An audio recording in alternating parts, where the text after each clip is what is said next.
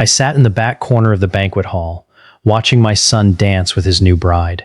The room was filled with 200 guests, all dressed in their finest clothes, all smiling and laughing and celebrating what they believed was a fairy tale wedding. Crystal chandeliers cast golden light over the sea of joyful faces. A live band played romantic music that made every single person in that room believe they were witnessing the beginning of a beautiful love story. But I wasn't smiling. I was holding a glass of champagne so tightly that my knuckles had turned completely white. The bubbles had long since gone flat, but I didn't care. I couldn't taste anything. I couldn't hear the music. All I could see was my son, Michael, spinning his new wife, Vanessa, across the dance floor, completely oblivious to the truth that was about to destroy him. Michael looked happy, truly happy. He was smiling in a way I hadn't seen since he was a little boy, laughing with abandon, holding Vanessa like she was the most precious thing in the world. He had always been a trusting soul, my son. Too trusting, perhaps. He saw the good in everyone, believed the best in everyone, and never suspected that anyone could have ulterior motives. It was a quality I had always admired in him, a quality that made him kind and generous and loving. But it was also a quality that made him vulnerable. It was a quality that had allowed Vanessa to walk into his life and take everything he had. I had worked my entire life to build something for my family. I had started with nothing, a young immigrant with a 5th grade education and a dream of a better life. I had come to this country with nothing but the clothes on my back and a burning desire to succeed. I had scrubbed floors, washed dishes, and worked 3 jobs at a time just to keep food on the table. I had saved every penny, denied myself every luxury, and sacrificed every comfort so that my son would never have to struggle the way I had struggled. And I had built something incredible, something that would secure his future for generations to come. But I had never told him about it. I had never told him about the apartment complex. I had wanted him to find his own way, to build his own life, to know the value of hard work and perseverance. I had wanted him to marry someone who loved him for who he was, not for what he could give her. But I had been wrong. I had been so focused on protecting him from the corrupting influence of wealth that I had left him vulnerable to someone who saw him as nothing more than a means to an end. Vanessa was beautiful, charming, and incredibly manipulative. She had swept Michael off his feet within weeks, convinced him to marry her within months, and was now celebrating her victory at a wedding that I had paid for with money she had no idea existed. She thought Michael was a middle-class man with a modest inheritance. She had no idea that he was the heir to a fortune worth over $20 million. She had no idea that the apartment complex I had built with my own hands was worth more than she could ever imagine. And she had no idea that I had been watching her, waiting for her to reveal her true colors. The wedding had been Vanessa's dream, not Michael's.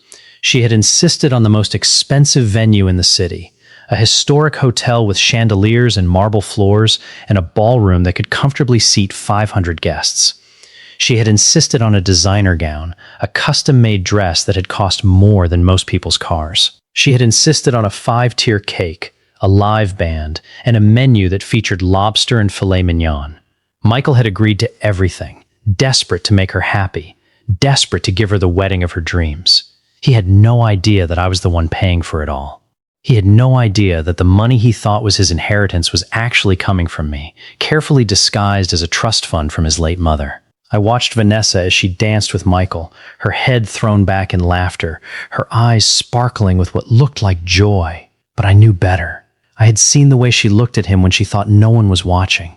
I had seen the way her smile faded, the way her eyes turned cold and calculating. She didn't love my son.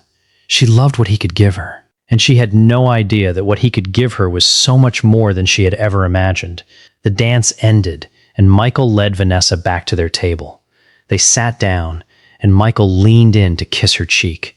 She accepted the kiss, but I noticed the way she pulled back slightly, the way her eyes drifted across the room, scanning the guests as if she were looking for someone more important. I noticed the way her smile didn't reach her eyes.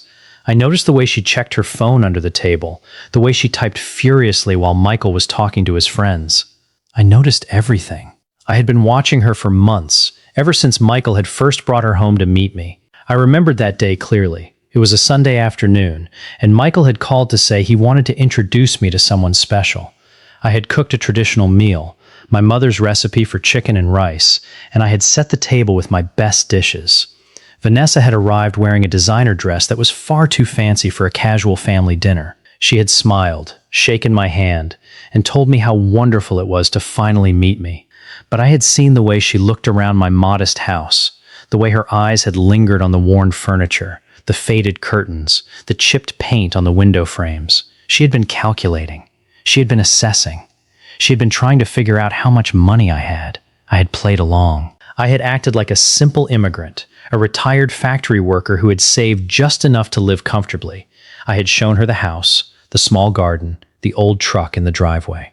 I had talked about my years working in the factory, my modest pension, my simple life, and I had watched her face fall slightly, watched her reassess her plans. She thought Michael came from a poor family. She thought there was nothing to gain from me. She had no idea that I was a multimillionaire, that I owned a sprawling apartment complex that generated millions in rental income every year.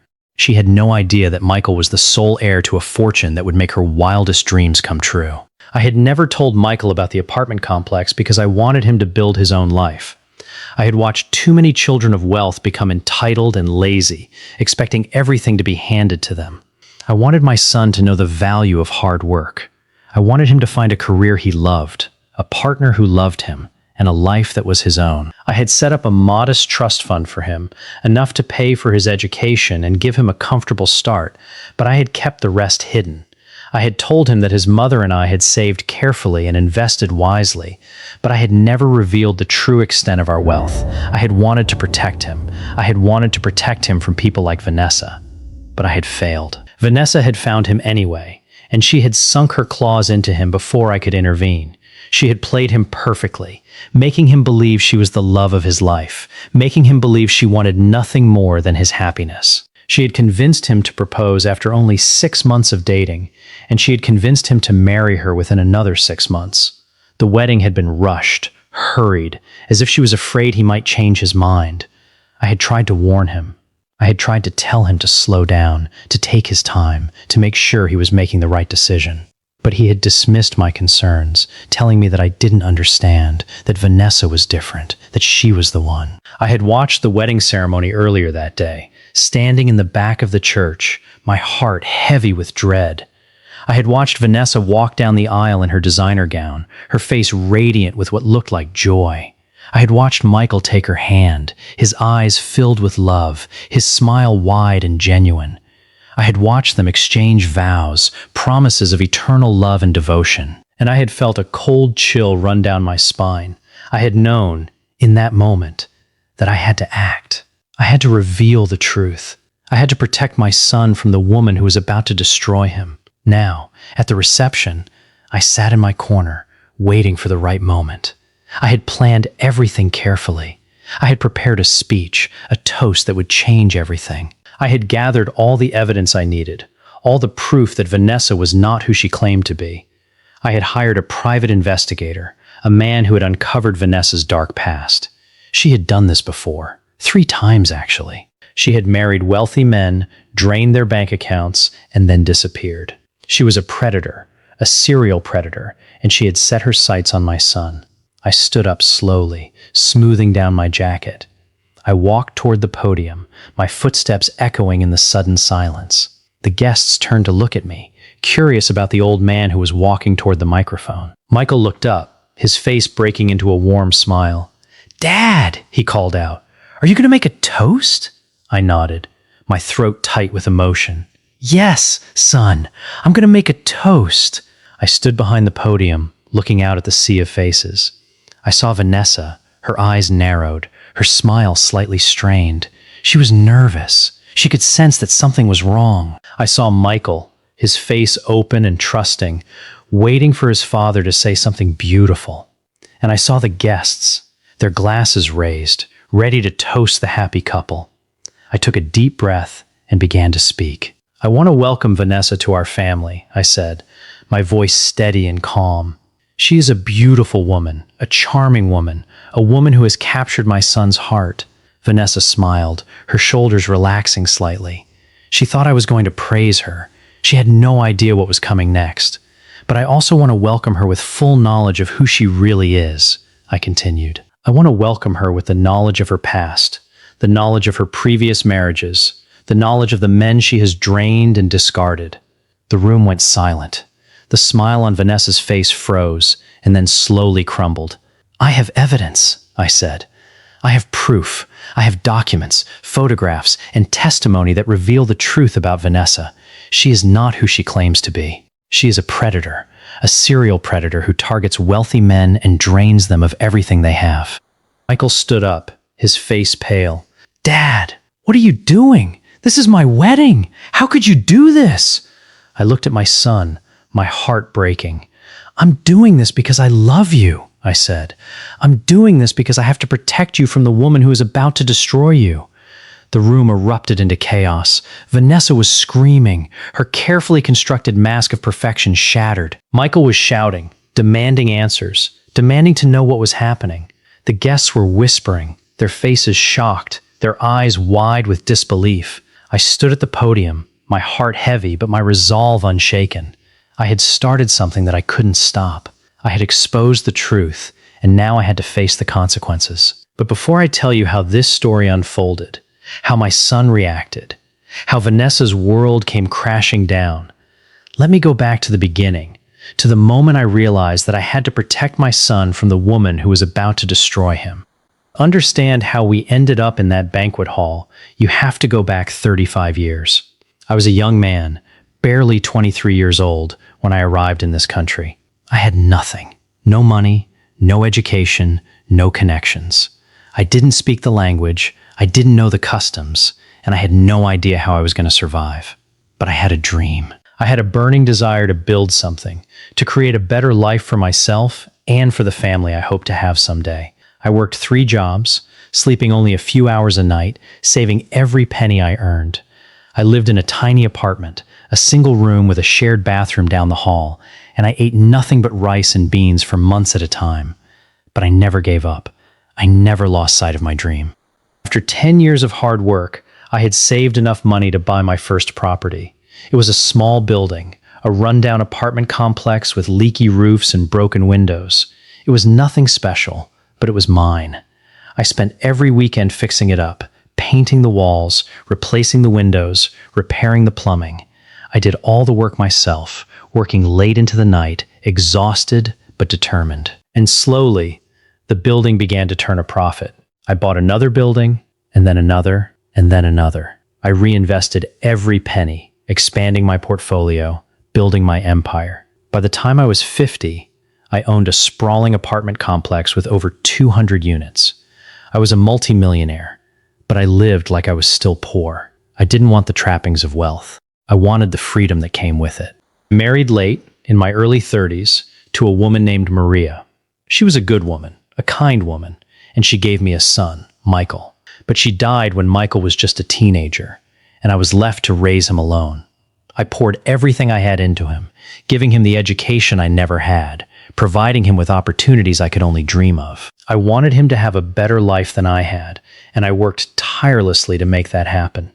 But I also wanted to protect him. I wanted to protect him from the dangers of wealth, from the people who would try to take advantage of him. So I kept my secret. I never told him about the apartment complex. I never told him how much I was worth. I let him believe that I was just a retired factory worker, a simple man who had saved just enough to live comfortably. And for a while, it worked. Michael grew up to be a kind, hardworking, and successful man. He went to college, got a degree, and started a career in marketing. He didn't ask me for money. He didn't expect anything from me. He built his own life, and I was proud of him. But then he met Vanessa. She was beautiful and charming, and she swept him off his feet. Within weeks, they were inseparable. Within months, they were engaged.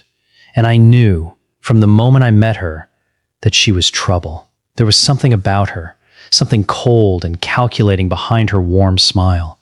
I tried to warn Michael, but he wouldn't listen. He was in love, blinded by his feelings, unable to see the truth. I started investigating Vanessa. I hired a private investigator, a man who had retired from the FBI, and I asked him to dig into her past. What he found was worse than I had ever imagined. Vanessa had been married 3 times before. Each marriage had ended the same way, with Vanessa draining her husband's bank accounts and then disappearing. She had a pattern, a method, and she was using it on Michael.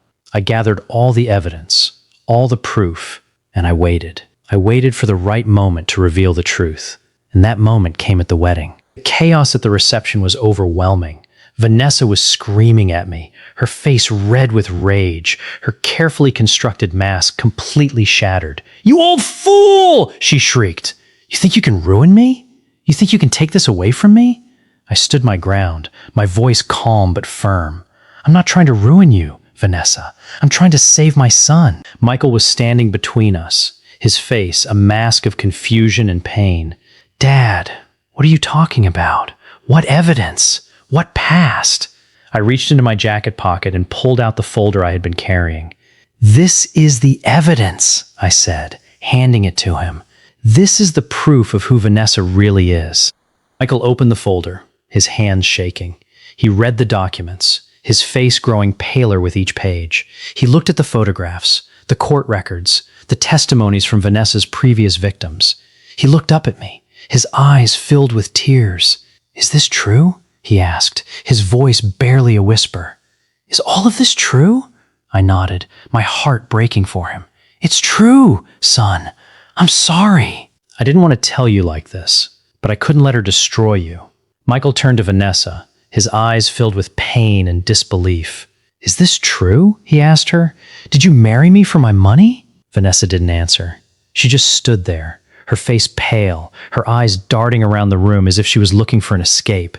And then she did something that surprised everyone. She laughed. It was a cold, bitter laugh, a laugh that made my blood run cold. "You think you're so smart, old man," she said, turning to me. "You think you've won, but you haven't won anything." "I already have what I came for." I stared at her, my mind racing. "What do you mean?" I asked. "What do you have?" Vanessa smiled, a cruel, triumphant smile. "I've already transferred half of Michael's trust fund into my account. I've already opened credit cards in his name. I've already signed contracts that will give me access to everything he owns. It's too late, old man. You can't stop me now." My heart sank. I had been so focused on exposing her that I hadn't anticipated this. She was smarter than I had given her credit for. She had already taken what she wanted. I looked at Michael, his face pale and devastated. "I'm sorry, son," I said. "I should have told you sooner. I should have protected you better." Michael shook his head slowly. "You were trying to protect me," he said. "You were trying to protect me from her. I just didn't see it." Vanessa turned to leave, but I wasn't ready to let her go. "You're not going anywhere," I said, my voice firm. "I've already called the police. They're on their way." Vanessa froze, her eyes widening with panic. "You called the police?" she asked, her voice trembling slightly. "What are you talking about? I haven't done anything wrong." I smiled, a cold, hard smile. "You've committed fraud, Vanessa. You've committed identity theft. You've committed theft. And I have the evidence to prove it all. I've been gathering evidence for months. I have everything. The bank statements, the credit card applications, the contracts. You're going to prison for a very long time." Vanessa's face went pale. She looked at me, her eyes filled with hatred.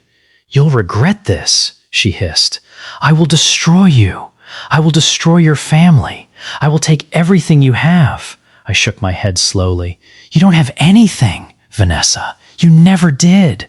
You thought you were so smart, but you were just another predator who got caught." The police arrived moments later, their sirens wailing in the distance.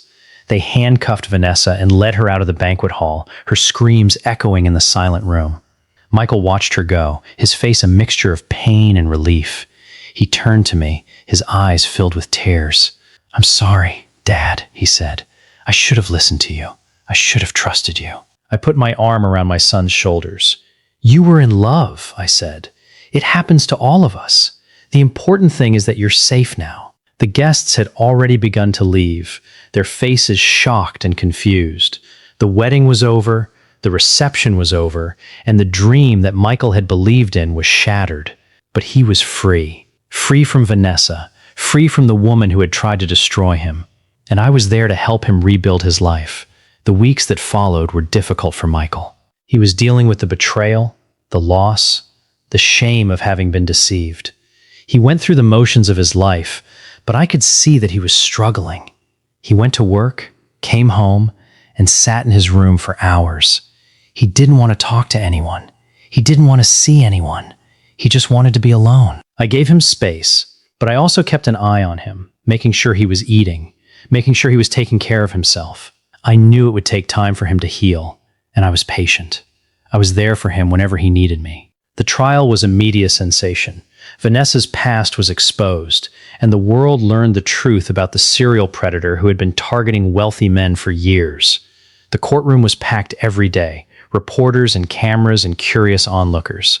Michael testified, his voice steady and strong, telling the jury about the lies and manipulation. I testified as well, telling them about the evidence I had gathered, the proof of Vanessa's crimes. Vanessa sat in the defendant's chair, her face pale, her eyes empty. She had lost everything. Her beauty, her charm, her carefully constructed facade. All of it was gone. She was just another criminal, facing the consequences of her actions. The jury deliberated for 3 days. When they returned their verdict, it was guilty on all counts. Vanessa was sentenced to 15 years in prison, a sentence that she accepted without emotion.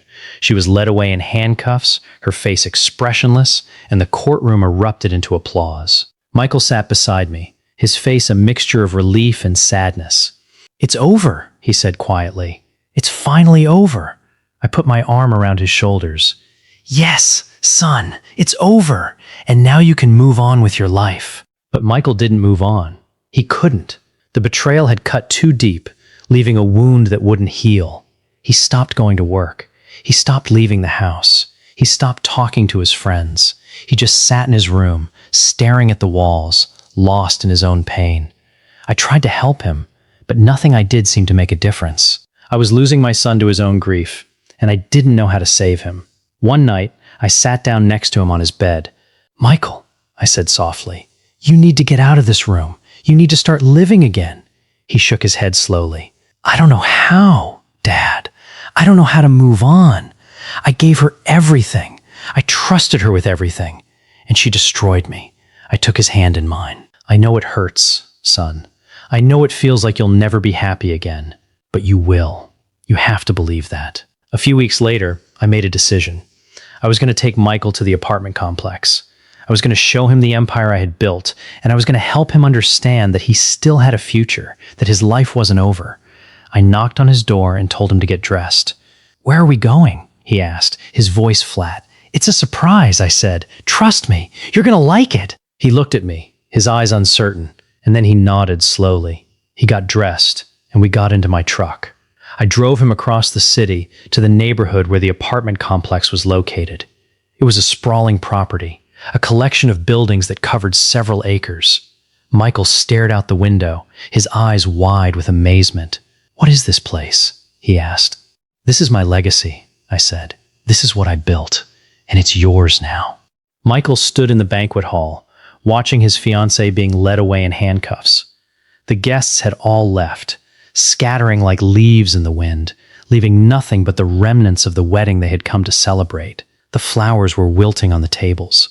The champagne was still in the flutes, untouched. The cake sat in the corner, half-eaten, a monument to the love that had turned out to be nothing more than a beautiful lie. I watched my son stand there, his shoulders slumped, his face etched with pain and confusion. He had just learned that the woman he loved, the woman he had promised to spend his life with, was nothing more than a predator who had targeted him for his money. The shock of it was still settling in, and I knew it would take a long time for him to recover. I walked over to him and put my hand on his shoulder. "Let's go home, son," I said gently. "We can talk about this tomorrow. You need to rest." He nodded slowly, too exhausted to argue. He let me lead him out of the banquet hall and into the parking lot where my old truck sat waiting. He climbed into the passenger seat and stared out the window as I drove us home. The drive was silent, the weight of what had just happened hanging heavy between us. I didn't know what to say to him. I didn't know how to comfort him. I just knew that I had to be there for him, that I had to help him get through this. When we arrived at my house, Michael went straight to the guest room and collapsed onto the bed. I heard him crying, muffled sobs that broke my heart. I wanted to go to him, to hold him, to tell him everything would be all right, but I knew he needed time to process what had happened. I went to the kitchen and made a pot of coffee, sitting at the table and waiting for him to come out. The hours passed slowly, the silence of the house weighing on me. I thought about Vanessa, the woman who had tried to destroy my son. I thought about the pain she had caused, the damage she had done, and I thought about how I had failed to protect him. I had known something was wrong from the beginning, but I hadn't acted quickly enough. I had let her get too close, and now my son was paying the price. Finally, around midnight, Michael came out of the guest room. His eyes were red and swollen, but his face was calmer. He sat down across from me at the table, his hands wrapped around a cup of coffee that I had poured for him. "Tell me everything," he said quietly. "I want to know the truth. All of it." I took a deep breath and began to tell him the story. I told him about my childhood, about coming to this country with nothing, about the years of hard work and sacrifice. I told him about the apartment complex, the business I had built from nothing. I told him how much it was worth, how much I had saved, how much I had done to secure his future, and I told him why I had never told him about any of it. "I wanted to protect you," I said. "I wanted you to build your own life, to know the value of hard work, to find someone who loved you for who you were, not for what you could give them. I never wanted you to become one of those entitled people, the ones who expect everything to be handed to them. I wanted you to be independent and strong and capable." Michael listened in silence, his face unreadable. When I finished, he looked at me, his eyes filled with a mixture of emotions.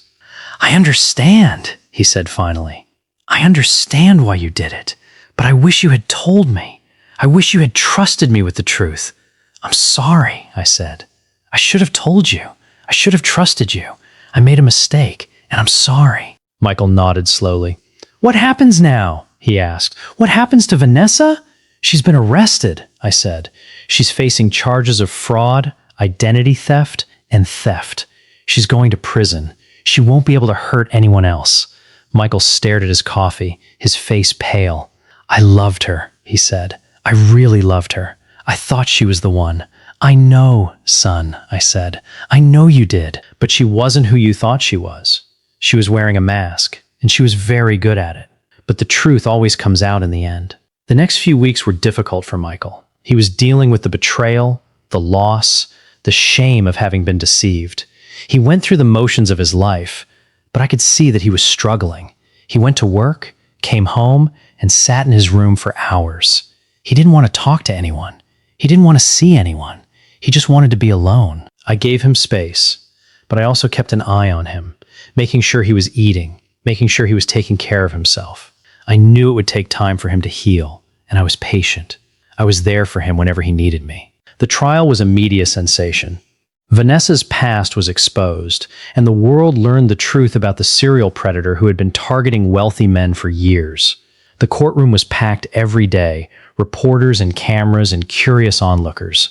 Michael testified, his voice steady and strong, telling the jury about the lies and manipulation. I testified as well, telling them about the evidence I had gathered, the proof of Vanessa's crimes. Vanessa sat in the defendant's chair, her face pale, her eyes empty. She had lost everything: her beauty, her charm, her carefully constructed facade. All of it was gone. She was just another criminal, facing the consequences of her actions. The jury deliberated for 3 days. When they returned their verdict, it was guilty on all counts. Vanessa was sentenced to 15 years in prison, a sentence that she accepted without emotion. She was led away in handcuffs, her face expressionless, and the courtroom erupted into applause. Michael sat beside me, his face a mixture of relief and sadness. "It's over," he said quietly. "It's finally over." I put my arm around his shoulders. "Yes, son, it's over, and now you can move on with your life." But Michael didn't move on. He couldn't. The betrayal had cut too deep, leaving a wound that wouldn't heal. He stopped going to work. He stopped leaving the house. He stopped talking to his friends. He just sat in his room, staring at the walls, lost in his own pain. I tried to help him, but nothing I did seemed to make a difference. I was losing my son to his own grief, and I didn't know how to save him. One night, I sat down next to him on his bed. "Michael," I said softly, "you need to get out of this room. You need to start living again." He shook his head slowly. "I don't know how, Dad. I don't know how to move on. I gave her everything. I trusted her with everything. And she destroyed me." I took his hand in mine. "I know it hurts, son. I know it feels like you'll never be happy again. But you will. You have to believe that." A few weeks later, I made a decision. I was going to take Michael to the apartment complex. I was going to show him the empire I had built, and I was going to help him understand that he still had a future, that his life wasn't over. I knocked on his door and told him to get dressed. "Where are we going?" he asked, his voice flat. "It's a surprise," I said. "Trust me, you're going to like it." He looked at me, his eyes uncertain, and then he nodded slowly. He got dressed, and we got into my truck. I drove him across the city to the neighborhood where the apartment complex was located. It was a sprawling property, a collection of buildings that covered several acres. Michael stared out the window, his eyes wide with amazement. "What is this place?" he asked. "This is my legacy," I said. "This is what I built, and it's yours now." I showed him everything, the buildings, the grounds, the offices. I introduced him to the managers, the maintenance workers, the tenants. I showed him the books, the financial records, the accounts. He saw the numbers, the millions of dollars in rental income, the millions more in assets. He realized for the first time just how wealthy his family really was. "I don't understand," he said. "Why didn't you tell me about this? Why did you keep it a secret?" "Because I wanted to protect you," I said. "I wanted to protect you from people like Vanessa. I wanted you to build your own life, to find your own path. I wanted you to know the value of hard work and perseverance. And I wanted you to find someone who loved you for who you are, not for what you could give them." Michael stood in the middle of the office, his face a mixture of shock and awe. "This is incredible," he said. "You built all of this by yourself." "I had help," I said. "I had your mother, and I had a lot of luck. But yes, I built it, and now it's yours. All of it.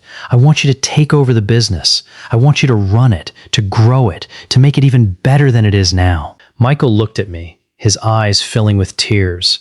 "I don't know if I can do this, Dad. I don't know if I'm ready." "You're ready," I said. "You've always been ready. You just didn't know it." The next few months were a turning point for Michael. He started coming to the apartment complex every day, learning the business from the ground up. He worked with the managers, shadowed the maintenance workers, and studied the financial records. He was determined to understand every aspect of the operation, to earn his place as the next steward of the family legacy. It wasn't easy. There were setbacks and frustrations, moments of doubt and exhaustion. But he never gave up. He was discovering a strength he hadn't known he possessed, a resilience that would carry him through the darkest days of his life. I watched him grow, watched him transform from a broken man into a confident and capable leader, and I was so proud of him. But the true test of his character came when Vanessa contacted him from prison. She had sent him a letter, a tear-stained plea for forgiveness. She wrote about how sorry she was, how she had been lost and confused, how she had made terrible mistakes. She wrote about how she still loved him, how she still dreamed of a future with him. I told Michael to ignore it, to burn the letter and never think about her again. But he didn't.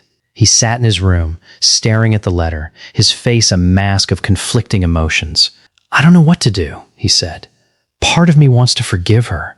Part of me still loves her." I sat down across from him, my heart heavy. "Vanessa is a predator, Michael. She's not going to change. She's just trying to manipulate you again. Don't let her." He nodded slowly, his eyes filled with tears. "I know, Dad. I know. But it still hurts. It still hurts so much." Eventually, Michael made the decision to write back to Vanessa. He told her that he didn't forgive her and that he never would. He told her to never contact him again. He told her that she had destroyed his trust and that there was no coming back from that. And then he burned her letter, watching the flames consume the paper and the emotions that had haunted him for so long. It was a symbolic act, a turning point in his healing journey. He was letting go of the past and embracing the future. The apartment complex became Michael's focus, his passion, his purpose. He threw himself into the business, working long hours, making improvements and expanding the operation. He was determined to build something that would honor his father's legacy, something that would last for generations to come. He met a woman named Sarah, a tenant who had moved into the complex and caught his eye. She was kind, honest, and completely unimpressed by his money. She fell in love with him for who he was, not for what he could give her. They began dating, slowly at first, then more seriously. And when Michael proposed, Sarah said yes. I watched them get married, a small ceremony in the garden of the apartment complex. It was modest and beautiful, a reflection of the love they had built together. There were no crystal chandeliers, no designer gowns, no lobster dinners. Just family and friends, laughter and love. I stood at the back of the ceremony, my heart full of joy. My son was happy. He had found someone who truly loved him, and he had built a life that was his own. And I knew in that moment that everything I had done, everything I had sacrificed, had been worth it. The trial and the scandal that followed brought the apartment complex into the spotlight. The press wanted to interview Michael, wanting to know how he had survived the betrayal and built a new life. He agreed to a few interviews, sharing his story and warning others about the dangers of predators like Vanessa. But he never sought the spotlight. He was too busy building his life, too busy loving his wife, too busy preparing for the birth of his first child. When the baby was born, a beautiful little girl, Michael named her Maria, after his mother.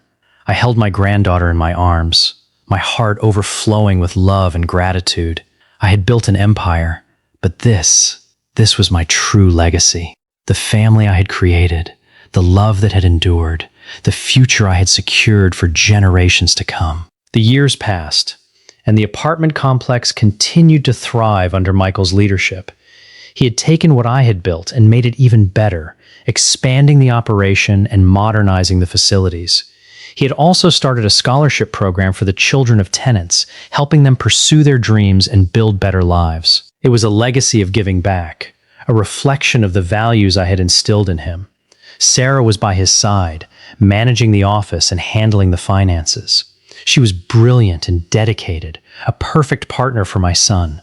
They had 2 more children, boys who were as kind and hardworking as their father. I watched them grow, proud of the family I had created, proud of the legacy I had built. Vanessa was still in prison, serving out her sentence. She had tried to appeal her conviction, but the courts had rejected her arguments. She had written to Michael a few more times, but he had returned her letters unopened. He was done with her, done with the pain she had caused. He had moved on, and he wasn't looking back. I visited Vanessa once, at the prison. I wanted to see her face, to see the woman who had tried to destroy my son. She was pale and thin, her eyes hollow. She looked at me with hatred and anger. "You ruined my life," she spat. "You took everything from me." I shook my head slowly. "You ruined your own life, Vanessa. You made the choices that led you here. I just helped the truth come out."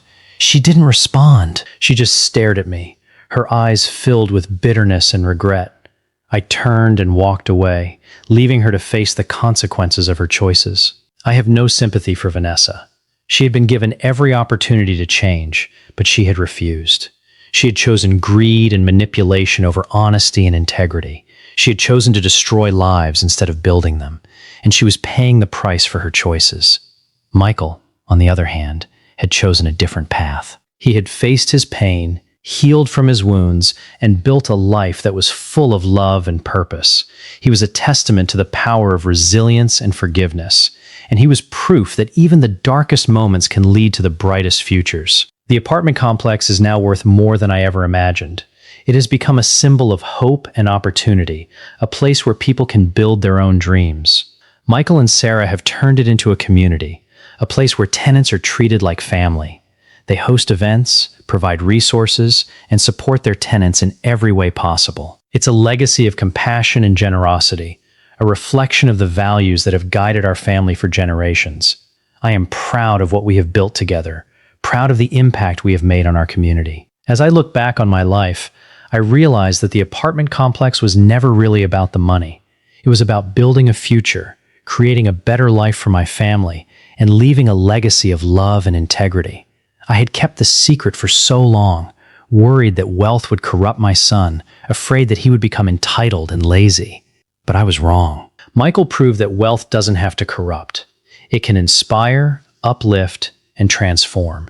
He used his inheritance to build a better life for himself and his family, to give back to his community, and to create a legacy of compassion and generosity.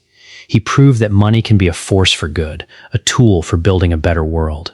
I think about Vanessa sometimes, the woman who tried to destroy my family. I wonder what would have happened if Michael had married her, if she had succeeded in her plan. He would have been left with nothing, broken and alone.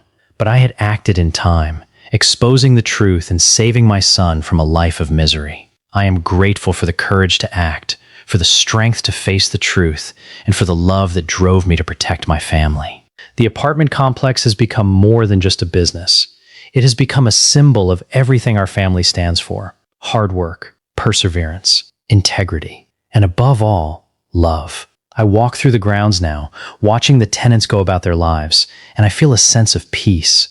I have built something that will last long after I'm gone, something that will continue to grow and thrive, to support families and build communities, something that will honor the memory of my wife, Maria, and the sacrifices she made, something that will carry on the legacy I have built for my children and their children. The wedding that nearly destroyed us became the foundation for our greatest victory. Vanessa's betrayal, as painful as it was, taught Michael the importance of trust and honesty. It showed him that love isn't about what you can take from someone, but what you can give. And it brought him to Sarah, the woman who truly loved him for who he was. I look at my son now, a successful businessman, a loving husband, a devoted father. And I know that everything I sacrificed, everything I worked for, was worth it. He has become the man I always knew he could be. He has carried on the legacy I built and made it his own. The scars of Vanessa's betrayal will never fully heal. There will always be a part of Michael that remembers the pain, the humiliation, the loss. But he doesn't let it define him. He uses it as a reminder of how far he has come, of the strength he found within himself, of the love that surrounds him. He is a survivor, a man who faced the darkest moment of his life and emerged stronger and wiser. And I am so proud of him. I am an old man now, and I know my time is short. But I have no regrets. I have lived a full life, a life of purpose and meaning. I have built something that will outlast me, something that will provide for my family for generations to come. And I have watched my son grow into a man who embodies everything I ever hoped he would be. That is my legacy.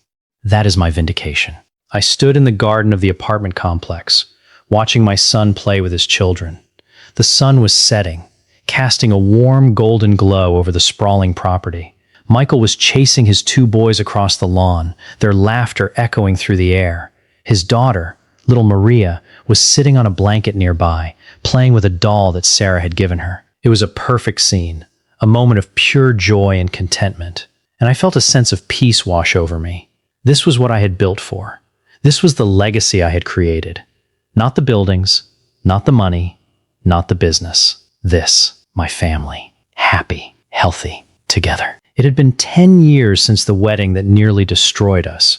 10 years since I had stood at that podium and exposed the truth about Vanessa. 10 years since Michael had watched his fiancée being led away in handcuffs. It felt like a lifetime ago, and yet the memories were still fresh, still vivid. I could still see the look on Michael's face when he read the documents, the pain and disbelief in his eyes. I could still hear Vanessa's cold laugh, her cruel words. I could still feel the weight of the secret I had carried for so long. But all of that was behind us now. We had moved on. We had healed. We had built a new life, a better life, a life filled with love and purpose. Michael had taken over the apartment complex and transformed it into something even greater than I had ever imagined. He had expanded the operation, adding new buildings and modernizing the existing ones. He had implemented sustainable practices, reducing the environmental impact of the property. He had created a community center, a place where tenants could gather, socialize, and access resources. He had started a scholarship program, helping the children of tenants pursue higher education. He had turned the apartment complex into more than just a business. He had turned it into a home. Sarah was by his side every step of the way. She was the heart of the operation, the one who made sure everything ran smoothly. She managed the office, handled the finances, and coordinated the community events. She was brilliant and dedicated, a perfect partner for my son. Together, they had built something beautiful. They had created a legacy of compassion and generosity, a legacy that would last for generations to come. I watched them work together, their partnership, a testament to the power of love and trust. They had found each other in the aftermath of Vanessa's betrayal, and they had built a life that was stronger and more resilient because of the pain they had endured. The children were growing up fast. Little Maria was 8 now, a bright and curious girl who reminded me so much of her grandmother. She had the same kind eyes, the same warm smile, the same gentle spirit.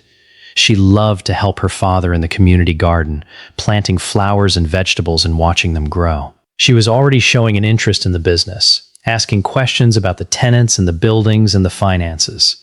I smiled whenever I saw her, knowing that she would carry on the legacy we had built. The boys, James and Thomas, were 6 and 4. They were full of energy, always running around, always getting into mischief. They were their father's sons, through and through. Kind-hearted, trusting, and full of love. I spent as much time with them as I could. I had retired from the day-to-day operations of the apartment complex, leaving the running of the business to Michael and Sarah. But I still came to the property every day, walking through the grounds, talking to the tenants, watching the community grow. It gave me a sense of purpose, a sense of connection to the life I had built, and it gave me a chance to watch my grandchildren grow up, to be a part of their lives, to share my stories and my wisdom with them. I had told Michael the full truth about the apartment complex years ago, after the trial and the scandal had died down. I had explained why I had kept the secret, why I had wanted him to build his own life. He had listened, and he had understood. He had forgiven me for the deception, just as I had forgiven him for not listening to my warnings about Vanessa. We had come to a place of mutual trust and respect, a place where we could be honest with each other about everything. It was a gift, that honesty. It was a gift that had been born out of the pain and betrayal of the past, and it was a gift that I cherished every single day. Vanessa was still in prison, serving out her sentence. I had heard through the grapevine that she had tried to appeal her conviction, but the courts had rejected her arguments. She had written to Michael a few more times, but he had returned her letters unopened. He was done with her, done with the pain she had caused. He had moved on, and he wasn't looking back. I visited Vanessa once, at the prison, about a year after the trial. I wanted to see her face, to see the woman who had tried to destroy my son. She was pale and thin, her eyes hollow. She looked at me with hatred and anger. "You ruined my life," she spat. "You took everything from me." I shook my head slowly. "You ruined your own life, Vanessa. You made the choices that led you here." I just helped the truth come out. She didn't respond. She just stared at me, her eyes filled with bitterness and regret. I turned and walked away, leaving her to face the consequences of her choices. I have no sympathy for Vanessa. She had been given every opportunity to change, but she had refused. She had chosen greed and manipulation over honesty and integrity. She had chosen to destroy lives instead of building them, and she was paying the price for her choices. Michael, on the other hand, had chosen a different path. He had faced his pain, healed from his wounds, and built a life that was full of love and purpose. He was a testament to the power of resilience and forgiveness, and he was proof that even the darkest moments can lead to the brightest futures. The apartment complex had become more than just a business. It had become a symbol of everything our family stood for: hard work, perseverance, integrity, and above all, love.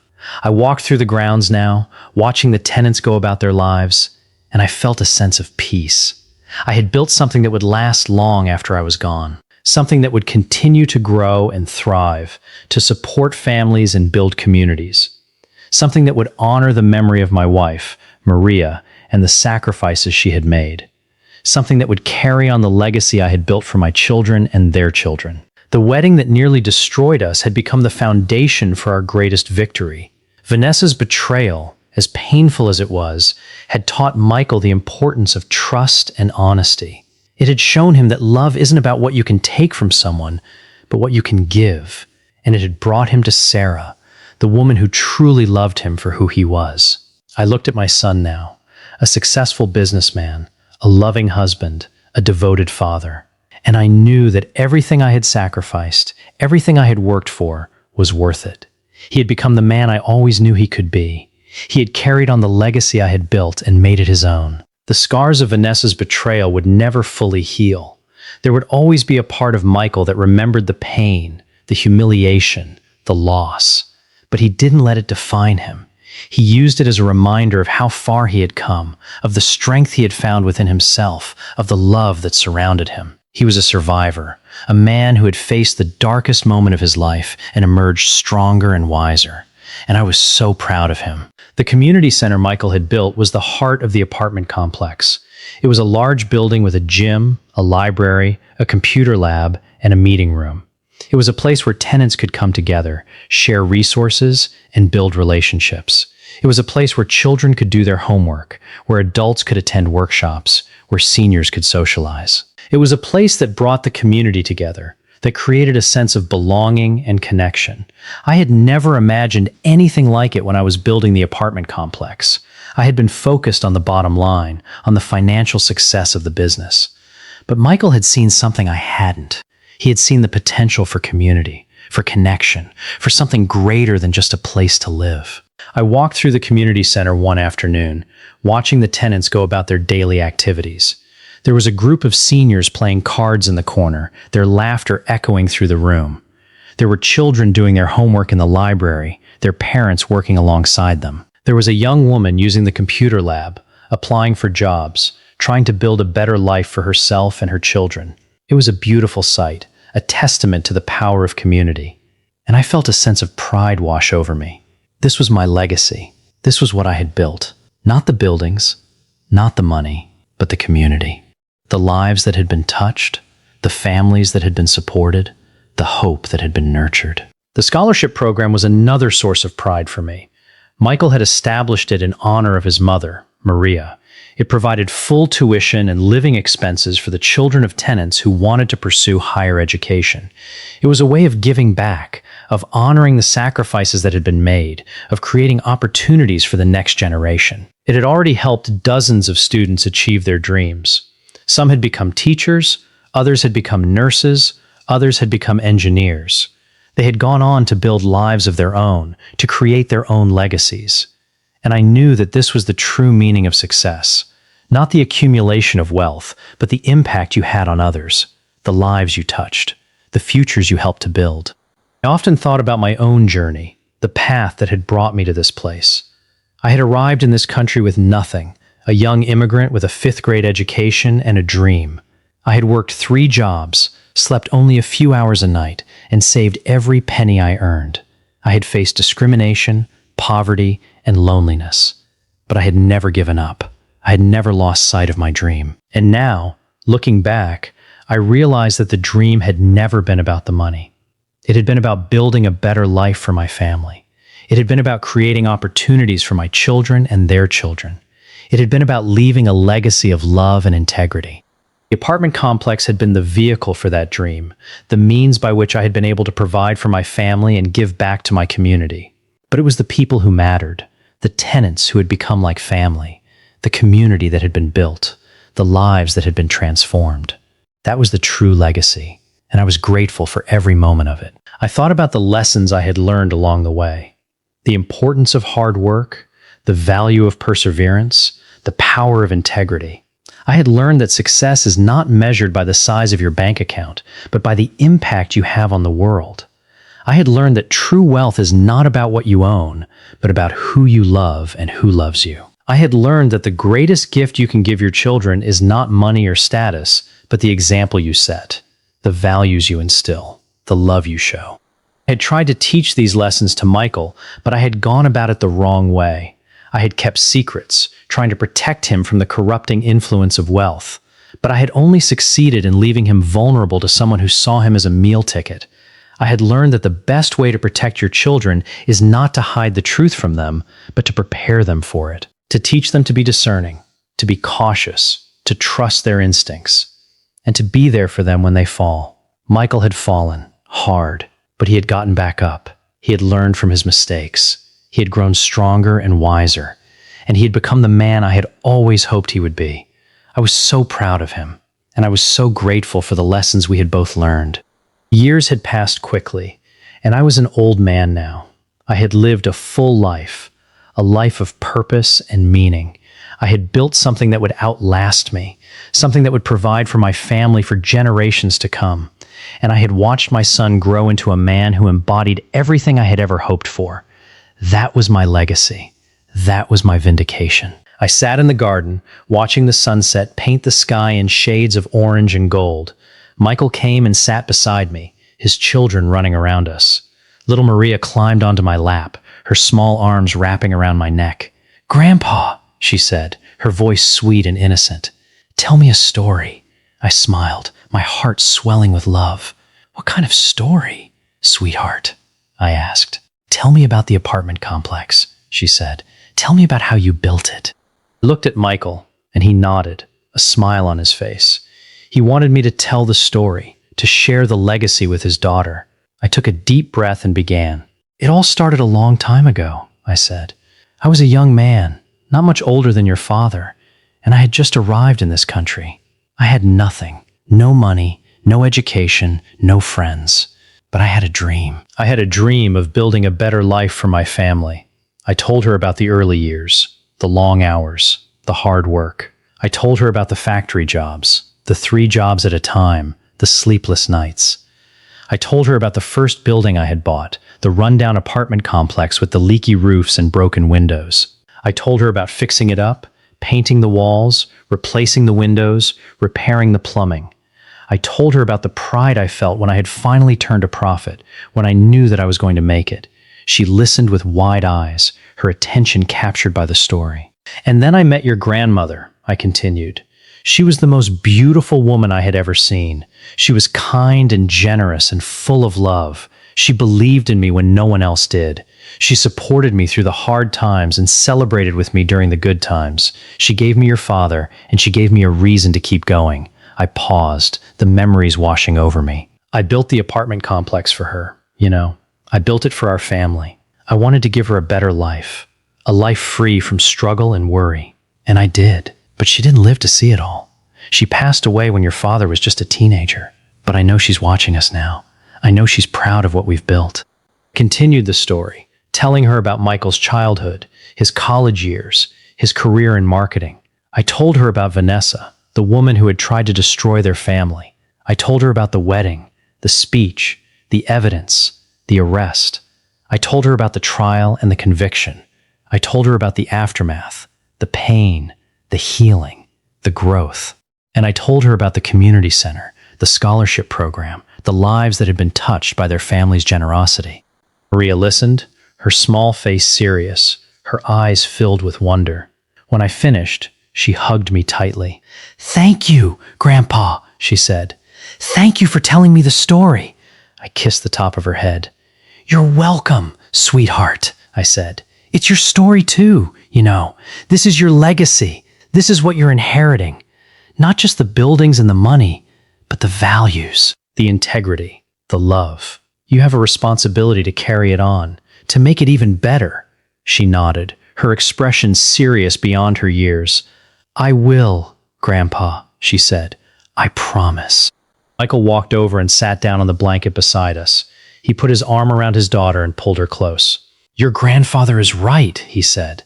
"This is our family's legacy, and it's up to us to carry it on, to make it even better, to pass it down to the next generation."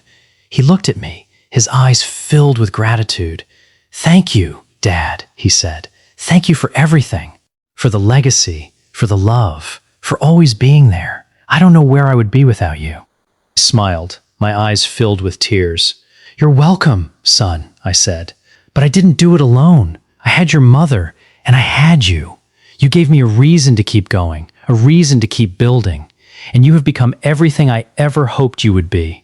We sat in the garden, the sun setting around us, the laughter of children filling the air. And I knew, in that moment, that I had achieved everything I had ever wanted. I had built a legacy of love and integrity. I had raised a son who embodied the values I had tried to instill. and I had watched him build a life of his own, a life of purpose and meaning. I had been given a second chance, a chance to make things right, a chance to create something beautiful out of the ashes of betrayal, and I had taken it. The apartment complex was more than just a business. It was a testament to the power of hard work, the importance of integrity, and the transformative power of love.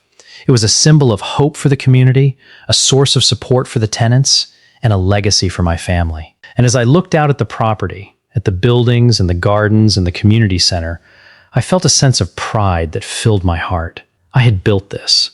I had created something that would last for generations. I had left my mark on the world. I thought about Vanessa, the woman who had tried to destroy my family. I wondered where she was now, what she was doing, if she had found any peace. I didn't wish her ill. I didn't wish her harm, but I didn't wish her well either. She had made her choices, and she was living with the consequences. I had moved on from the anger and the bitterness. I had found peace in the love of my family, in the joy of my grandchildren, in the success of the legacy I had built. Vanessa had been a chapter in our story, a dark chapter that we had survived and grown from. But she was no longer a part of our lives. She was just a memory, a lesson learned, a cautionary tale. The sun had set, and the sky was dark. The stars were beginning to appear, twinkling in the night sky. Little Maria had fallen asleep in my lap, her small body warm and peaceful. Michael and Sarah were sitting nearby, their arms wrapped around each other, their eyes fixed on the horizon. It was a perfect moment, a moment of peace and contentment, and I knew that this was what mattered. Not the buildings, not the money, not the business. This, the love, the family, the connection. I had spent my life building something, working tirelessly to create a better future for my family, and I had succeeded. But the success wasn't measured in dollars and cents. It was measured in moments like this, moments of connection, of love, of joy, moments that would be remembered long after I was gone. I had built a legacy that would last for generations, and I had done it with love. I think about the lessons I learned along the way, the importance of honesty, the power of forgiveness, the value of integrity. I think about the mistakes I made, the secrets I kept, the pain I caused. I think about the redemption I found, the healing I experienced, the love I shared. And I think about the future, the legacy I am leaving behind. My children, my grandchildren, and their children will carry on the work I started. They will build on the foundation I laid. They will create their own legacies, their own stories, their own moments of love and connection. And I will be watching, from wherever I am, proud of what they have become, proud of the legacy I have left behind, proud of the family I have created. I am an old man now, and I know my time is short, but I have no regrets. I have lived a full life, a life of purpose and meaning. I have built something that will outlast me, something that will provide for my family for generations to come. And I have watched my son grow into a man who embodies everything I ever hoped he would be. That is my legacy. That is my vindication. The years passed, and the apartment complex continued to thrive. Michael and Sarah expanded the scholarship program, adding vocational training and internships. They partnered with local businesses to provide job opportunities for tenants. They built a daycare center and a health clinic. They turned the apartment complex into a self-sustaining community, a place where people could live, work, and grow. And they did it all with love. Little Maria grew up and went to college, graduating with honors in business administration. She returned to the apartment complex, eager to work alongside her father and continue the family legacy. She was brilliant and dedicated, just like her father. She had inherited his work ethic, his compassion, his vision, and she had inherited my love for the community, my commitment to giving back. She was the future of the family legacy, and she was ready to carry it on. I watched her grow, proud of the woman she had become. I had been there for her first steps, her first words, her first day of school. I had been there for her graduation, her first job, her first heartbreak, and I was there for her wedding, a small ceremony in the garden of the apartment complex, just like her parents. It was a beautiful moment, a full circle moment. The legacy continued, the love continued, the family continued. And now, as I sit here in my final years, I look back on my life with gratitude. I have been blessed beyond measure. I have built a legacy that will last for generations. I have raised a family that embodies the values I hold dear, and I have found peace. The pain of the past is behind me. The joy of the present is with me, and the hope of the future is ahead of me. I used to walk through life alone, thinking I had to carry the weight of the world on my shoulders. Every sacrifice I made, every struggle I endured, I thought I was building something for myself. I never thought I'd find a love so deep, a family so strong, a legacy so lasting. I never thought my hands, so used to hard work and struggle, would build something that would touch so many lives. He had tried to destroy us, the predator who saw only dollar signs. But the truth was always waiting, patient and unyielding, to finally set us free. I am the one who built it, the one who held the dream, the one who saw the future when no one else could see. I carried the weight of that dream, the burden of that hope, and I knew that I had to see it through. Forgiving doesn't mean you let the darkness stay. It means you shine a light and watch it all burn away. I am stronger than the challenges I faced along the way. I am braver than the fear that tried to silence my heart. I carry love inside my soul, a fire that won't die down. I built the foundation, and I finally took control. The world may try to tear down what we build with love and care, but the foundation will always stand, strong beyond compare. And when they ask me who I am, I'll smile and answer softly. I am not defined by loss. I am defined by what I chose to share. I am vindicated.